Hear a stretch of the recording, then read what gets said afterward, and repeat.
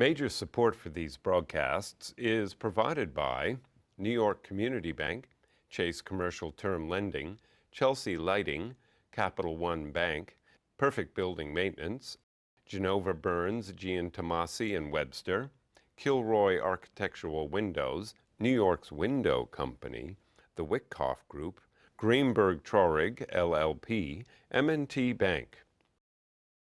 Additional support is provided by Ackman Ziff Real Estate Group, Bank of America, Merrill Lynch, Briarwood Organization, Bruce Mosler, C.B. Richard Ellis, Colliers International New York, LLC, Cushman and Wakefield, Dime Savings Bank of Williamsburg, Douglaston Development, Levine Builders, DDG Partners, Friedman LLP, Accountants and Advisors, Flushing Bank, Investors Bank, James D. Kuhn Real Estate Center at Syracuse University, James Orphanides, Centurion Holdings, John Katsimatidis, Red Apple Group, Madison Realty Capital, Margolin Weiner and Evans, LLP, Certified Public Accountants and Business Advisors, Massey Knackle Realty Services, New Banks, Meridian Capital Group, Newmark Knight Frank, Sterling and Sterling, SJP Properties, Stonehenge Partners, and These Friends.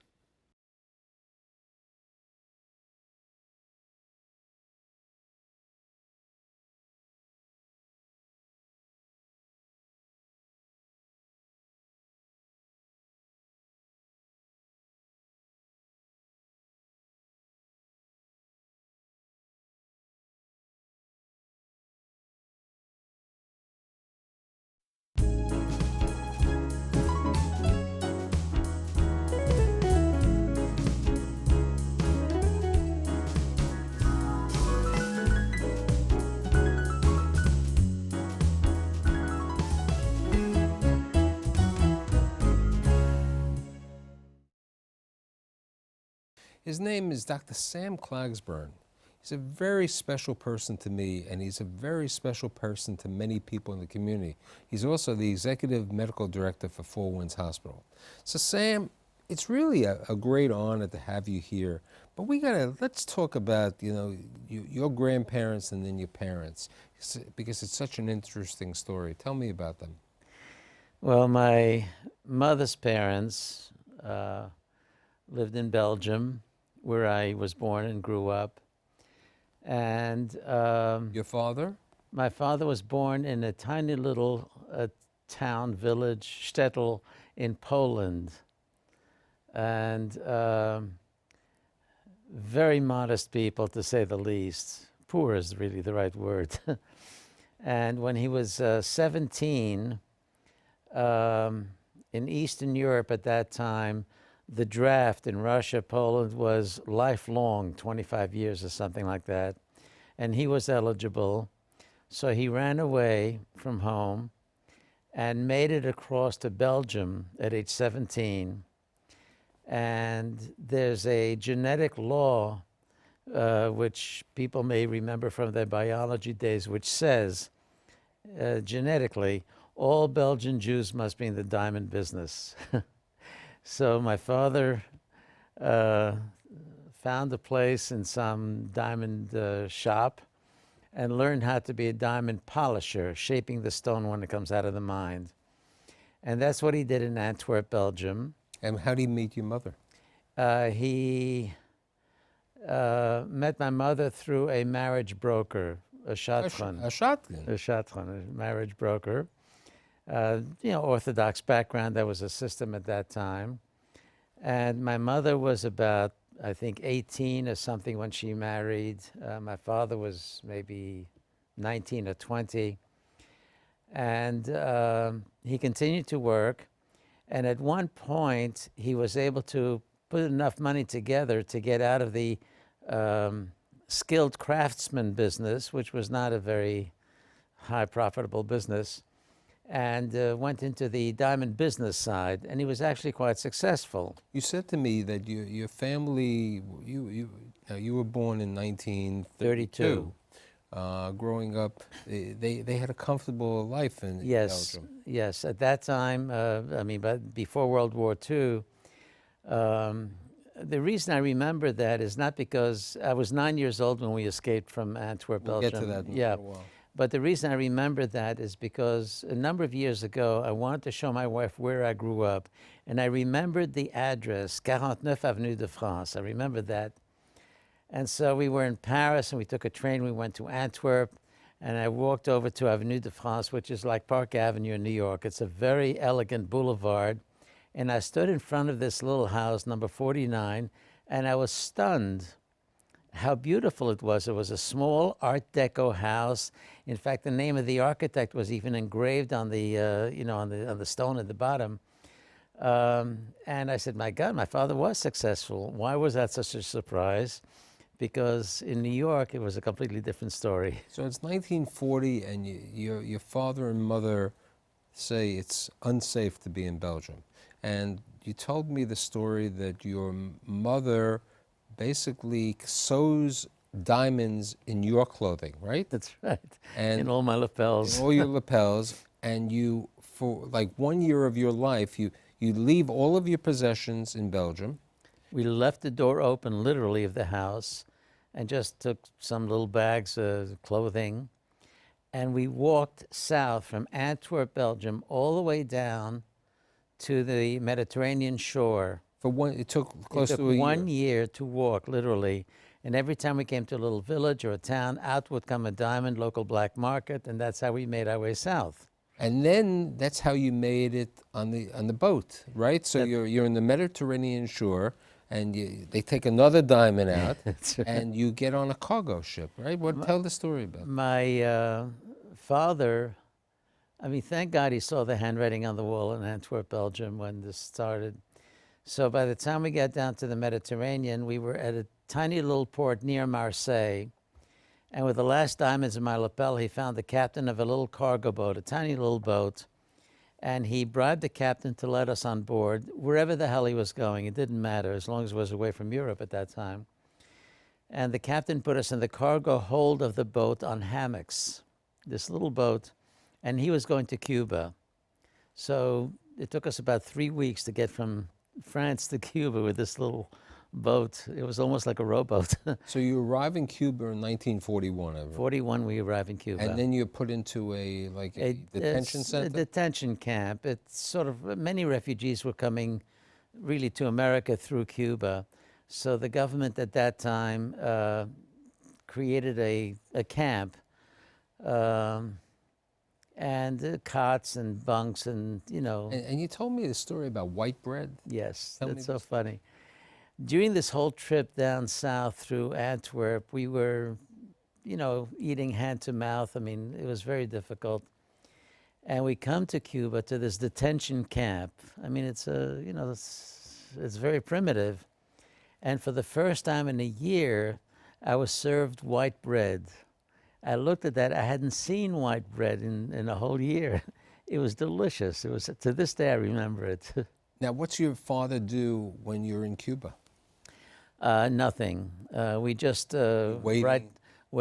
We write letters to families in Now, how New did York. the family get to America? Because your mother's family got to America. My mother's family left before the war. They literally saw the handwriting on the wall beforehand.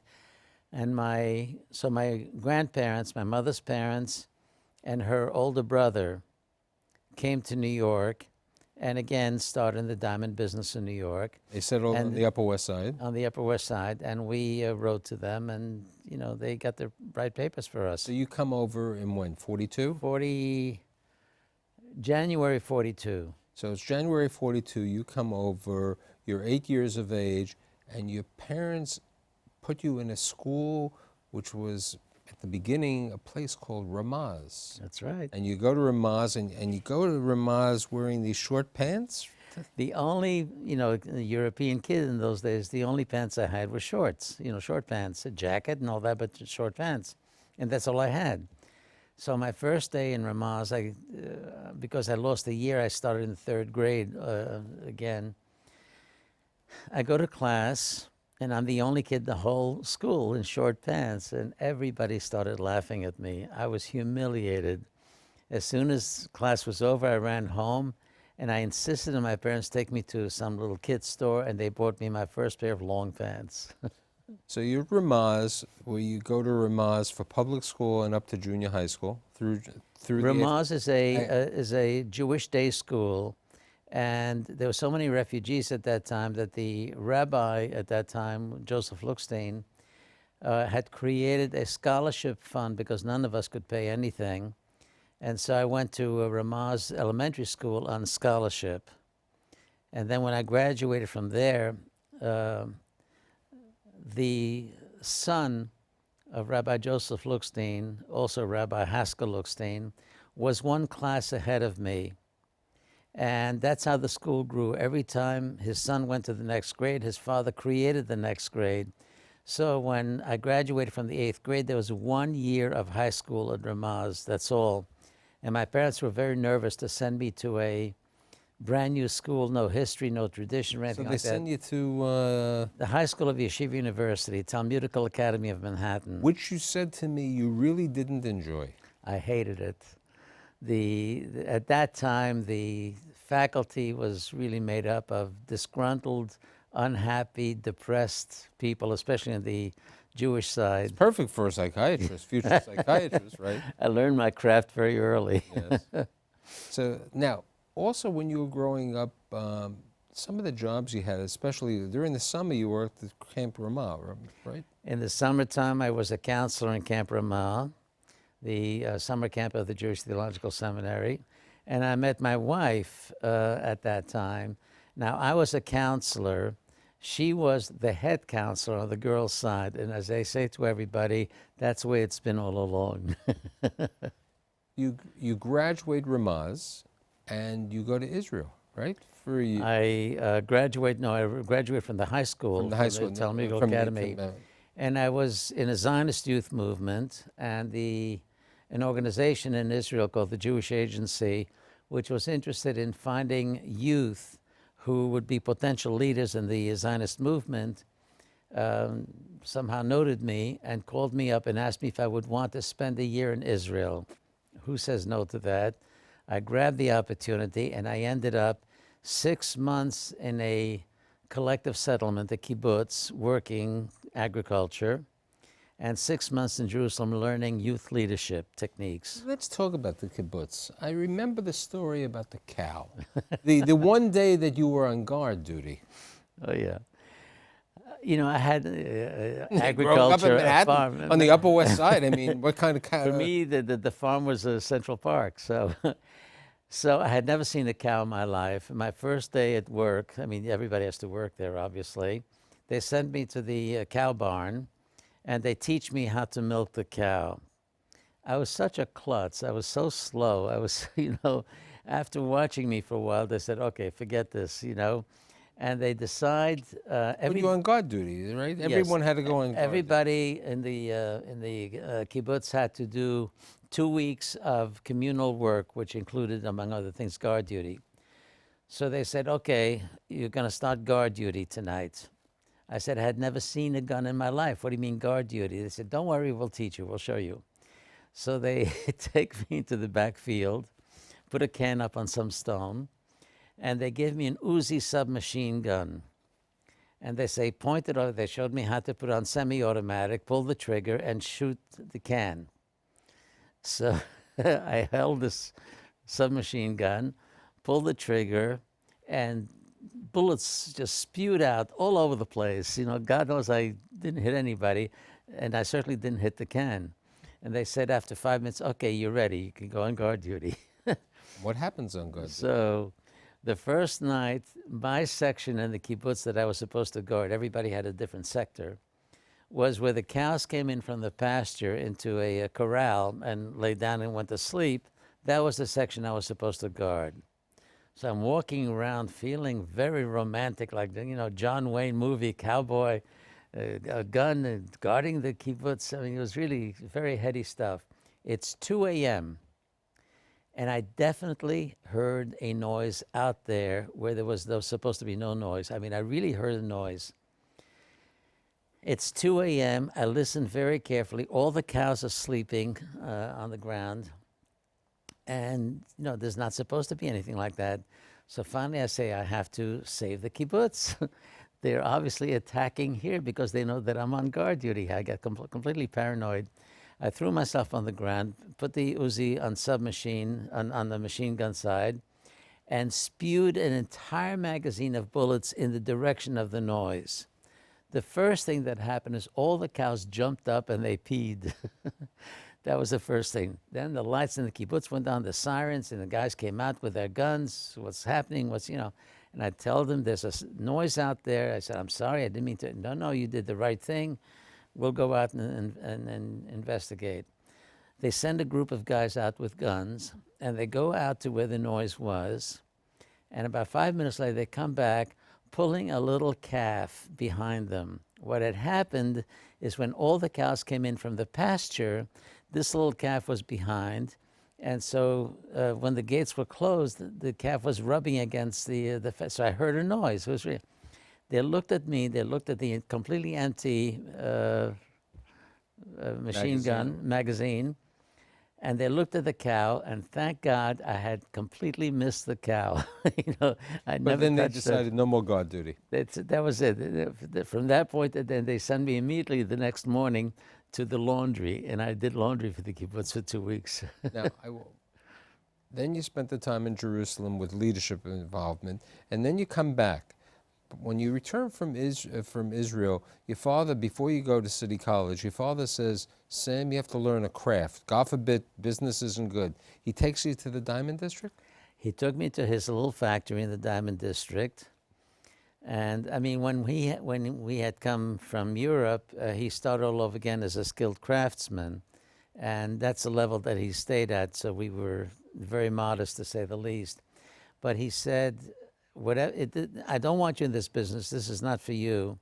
But whatever you do in life, if it doesn't work out, I'm going to teach you how to have a craft in your hands. An extremely wise man. I mean, really down-to-earth, practical. And so I want you to come down to the factory, diamond factory on 47th Street with me. And I'm going to teach you to be a diamond polisher. The Yiddish word is schleifer, which is the language they used. And so for 6 months, I delayed going to college. City College was the only college I could go to, no tuition in those days. I waited until the January semester before I went there, and I learned how to be diamond polisher with my father. You go to City College, and you go there for psychology, right? Yes. And you want to become a psychologist, and you felt there was something like this. And then you enroll in NYU, correct, for psychology. And I had to. I couldn't afford to go to NYU daytime and pay the tuition on top of that. And you were teaching at Ramaz, the fourth grade. I taught fourth grade Ramaz, where I had been a kid, and earned a living that way. And I went to night school for a PhD in clinical psychology. And then you have an impacted wisdom tooth. And what happens? Going to Brooklyn to Dr. Teichenberg? Teichberg. Dr. Teichberg was known for some reason or other as a dentist who specialized in impacted wisdom teeth. So I took the subway, went to Brooklyn, sit down in the chair. Dr. Teichberg takes an x-ray, says, I'm so sorry, I can't save your tooth. It's completely, gone. But don't worry, I'll give you a shot of Novocaine. I'll pull the tooth out and you'll be fine. You won't feel anything. He prepares the stuff, asks me what I do. I explain night school, psychology, and so on. Gives me a shot of Novocaine, pulls the tooth, and it breaks inside the socket. He said, oh my God, it was so rotten, it fell apart. I have to go in there, dig out every little shard. But he said, don't worry, I'll give you a ton of Novocaine. I guarantee you won't feel anything. Fine. He gives me a ton of Novocaine. In 2 seconds, I'm in La La Land. I don't know where I am, what my name. I'm completely anesthetized with this Novocaine. And he goes in there, starts digging out every little shard. And while he does that, he whispers in my ear over and over again. He said, Sam, he said, don't be a psychologist, be a psychiatrist. Don't be a psychologist, be a psychiatrist. Over and over again. With the anesthesia, with the Novocaine, I'm completely anesthetized. I'm hypnotized, and he literally hypnotized me. And I get out of the chair finally, go groggily back home. And that night I start thinking about it. There's the body, there's the mind, it's all one. If I do it the right way. And I decide that night, no psychology, I'm going to learn psychiatry. One tiny little problem. You had no science courses. No science courses at City. The required science courses that I took at City College were the history of science, the philosophy. So I have no idea why H2O was water. Frankly, I don't give a damn. So you take the courses, and then you apply to all these schools, and the only one who's taking you is this Chicago Medical School. Chicago, not the university, of the other one. Chicago Medical School, where they basically were taking Jewish kids because there was a quota system. You get into Chicago Medical School, you go there, and your first 2 years, you were the worst student around, correct? No question about it. You had only D's and F's. I didn't understand a word the professors. The first 2 years are all basic science courses in medical school. And after the first year ended, the dean took me aside. I had so many F's and D's. And he said, Sam, he said, you're not lazy. I see how hard you work. But you really are the most poorly prepared medical student we've ever seen in the history of the school. He said, thank God, he said this, start all over again, and let's see if you can make it the second time around. My wife was a Phi Beta Kappa in her junior year. It was not easy to go home and tell her that I just flunked my first year of medical school. So I started all over again and squeaked by, nothing fancy, but I passed at least. And the last 2 years are all clinical years, the body, the treatment, and so on. And it turns out I happen to be an excellent doctor. It's completely natural to me for whatever reason. And so my rank in the class went from minus 100 probably to something decent. And I decided to apply then to the best teaching hospital for my internship after medical school, which was Michael Reese Hospital at that time, a great teaching hospital. I go there, and by the end of the internship year, I actually get the Intern of the Year award. And you, at this time, you want to be a psychiatrist. At this time, I want to be a And psychiatrist. then you have, as one would say, since you were talking Yiddish before, you have the chutzpah to apply to Yale University, who had one of the best psychiatry residency. And the professor says to you, I'm going to give you an interview because you had the nerve. What was it? That's right. He said, he called me up, said, Dr. Klagsbrun, he said, I'm going to give you an interview. And I was thrilled. He said, but I'll explain why. So I said, thank you. Why? He said, because I want to meet the man who has the nerve to send this application to Yale. It's very funny, but I talked my way into it. So you graduate, you finish Yale, you then become, because I only have about 7 minutes and I want to get everything in there, you start practicing, you're teaching part-time at Columbia. That's right. And then something is happening because you've been very involved with hospice. In 1973, tell us about the London situation. I was doing a lot of work with cancer patients, the psychological aspect of cancer patients and so on. And there was a wonderful woman, Dame Cicely Saunders, Dr. Saunders, who had founded St. Christopher's Hospice in London, who was lecturing all over the world. She happened to be in Mount Sinai one day to give a lecture. So I went to listen to her because of the work that I was doing. She was incredible. Somebody who knew me and who knew her introduced us at the end of the lecture. And she said, oh my God, a psychiatrist in this area that's so rare, you have to come to St. Christopher's and teach. And so from, 38 years now, something like that, I've gone to St. Christopher's. No, less than that. But anyway, I've gone to St. Christopher's for a week at a time every year to teach. Now, I've always learned much more from them than whatever I was teaching, but that was incredible. With the hospice program. The hospice program. Then let's fast forward, I think it's 1976, when you and a bunch of guys get together with 2 pounds of cookies from Cake Masters. That's right. And you want to, these gentlemen, these psychiatrists, are planning to buy a townhouse to create a psychiatric hospital. We were so naive and so stupid in those days. I can't believe it. Number one, the word mortgage has a T in it. I don't think I knew that at that time. And number two, the Office of Mental Health in Albany had not even allowed a new hospital to be built in God knows how long. But we decided we want to create our own terrific hospital that is based on the relationship between the therapist and the patient, not just pill pushing and so on, real therapy. And so we met together for about 3 months or something to create the hospital.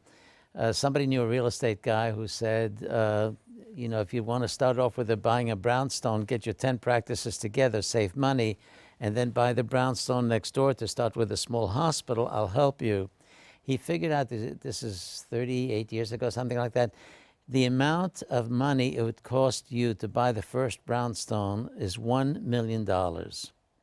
That night was the last time the group met. Everybody ran for the hills. So let's talk about Four Winds. You find out about this hospital, which was in Katona, New York, founded in 1924 by Jack Lambert's father. Right. And you go up to tell me the story quickly. The Jack Lambert, who owned the hospital and had rented a psychiatrist every year to run it for him. He was down in Atlanta, Georgia, being a businessman. Told me he was going to come up. He said when he heard my phone call, I'll have a nurse show you around the grounds and then we'll sit down and talk. I go up there, and standing in front is this beautiful blonde is this gorgeous blonde woman. And I think to myself, my God, if this is who Jack is using to show me around, he's a dangerous man. I better be on my guard. This woman introduces herself. She was amazing, Connie. She said, let me tell you who I am and what this place is like. I just graduated from nursing school. I barely know anything about psychiatry. I hardly know the grounds. This is my first job. And she said, now let me tell you what this place is really like. We have 17 patients in the hospital. Average age 83. Average age 83. She said, it's a terrible nursing home. But she was smart. She said, it has a psychiatric license, which as an outsider I could buy from an existing hospital. I couldn't start a new one. So I met Jack Lambert and made the deal with him to buy it. And right, you make a deal, and basically he was going to sell the property for development rights. And then what you say to him is, look, I'll work the hospital for 1 year. for nothing. For nothing. And I will pay you more than you Than would the ever real get. estate people. Okay. And then subsequently you buy the hospital a year later. I went to the bank. By this time I knew how to spell the word mortgage, borrowed the money because buy of my that, record. and then what happens is you felt that something that was always missing was child psychiatry. That's right. And you create this small group of, what, 20 beds at that time? The first little building that we turned over to child psychiatry was 20 beds. And everybody said, you're crazy. What parent, even with sick kids, is going to send a kid to a nut house and so on? In 2 weeks, opening it at and the unit and announcing it, in 2 weeks we had a waiting list. The need for child psychiatry was so enormous. And today we have 175 beds in Katona. 150 beds are children from age 5 through adolescents, and 25 are adults. That's how the pendulum has shifted. And then you took over Saratoga. But Saratoga Springs. With 1 minute left, we have to get to the family. You've been married to your wife for how many years? 56 years. A very important author. An author, major Francine, author, right. Okay. And you have... I have one daughter who's a child psychiatrist now, and she's actually... So how come she decided to follow her father? Not because I pushed her. And you have... 3 grandchildren, terrific kids. Yeah. So let's look at it this way, for the schleifer, for the diamond dealer, for the person who was a terrible student. I mean, your specialty that you've given back over the years is you specializes in taking care of cancer patients and growing how they should survive. And you've taken care of so many people over the years that everybody knows about Dr. Sam. And you've also been heavily involved with the community, the synagogues. That's right. You were the founder of Or Zarua, yes. Ruach, and so many interesting places. And, thank God for... otherwise, it wouldn't be a Four Winds. It would be 17 beds with 83, or it would be a development in Katona, New York. It would be development today. And I'd like to say thank you so much for being here today. Thank you. It's an honor to be here, really. Thank you. Okay.